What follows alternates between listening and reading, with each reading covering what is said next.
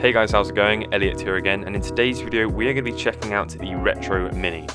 Inside the box, of course, you get the console and you also get a micro USB cable, which feels relatively average.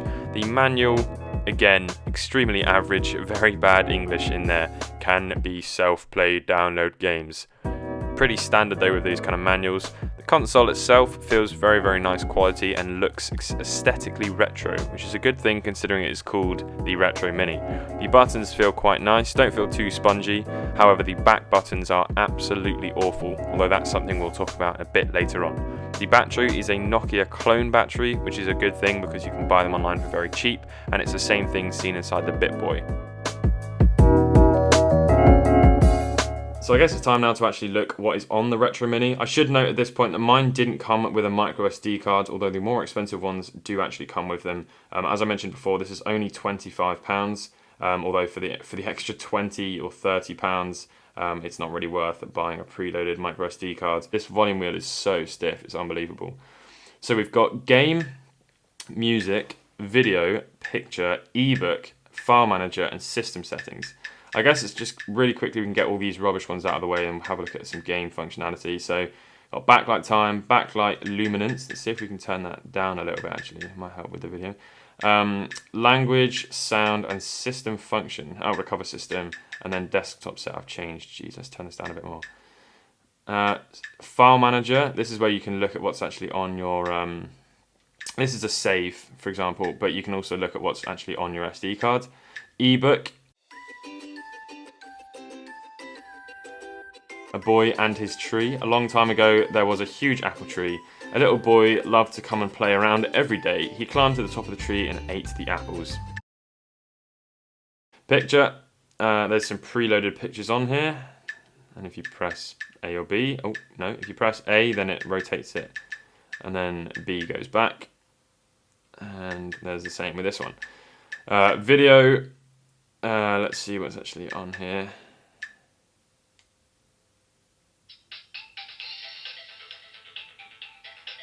Goodness gracious me. On music, there is Hotel California.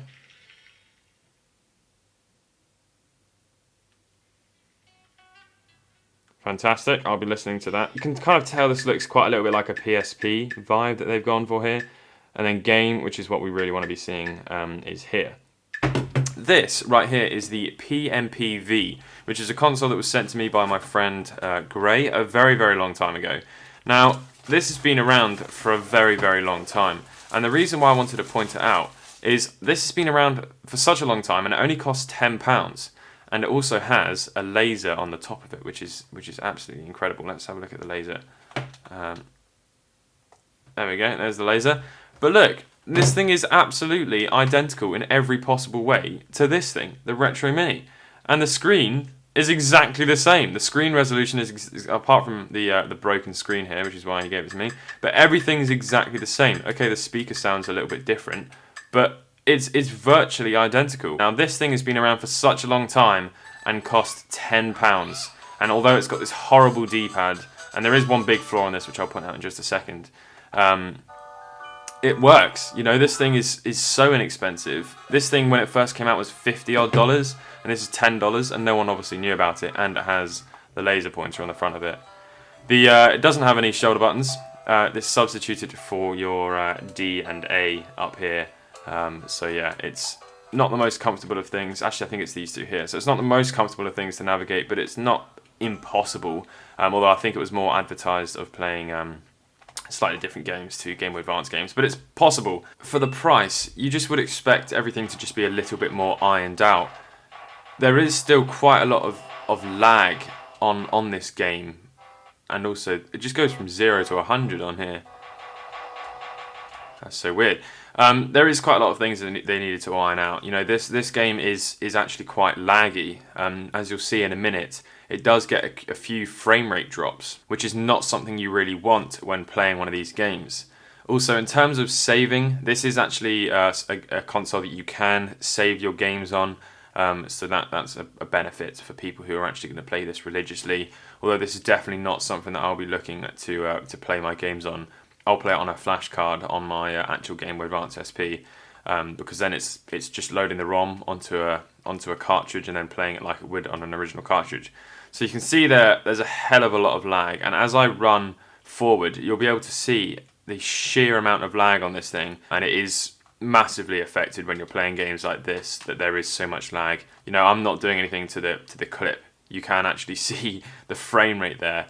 You're probably looking at drops to around, 10, 15 FPS, which is not something that you want to be doing. The other big issue of this thing is its size. It's actually quite uncomfortable to hold, not to mention the fact that the shoulder buttons on the back are almost impossible to press and feel extremely uncomfortable, and the actual buttons itself as well are just the same. My fingers kind of mash both of them at the same time when I'm just trying to press one button. Next to the GameBoy Micro, it does look actually a little bit more comfortable, a little bit bigger. Some people complain about the size of the Micro being quite small. You can also notice as well that my screen has a bit of a blue tint to it. That's going to be it for this video. I really hope you guys have enjoyed. Let me know what you think in the comments, and I'll catch you in the next one. Peace.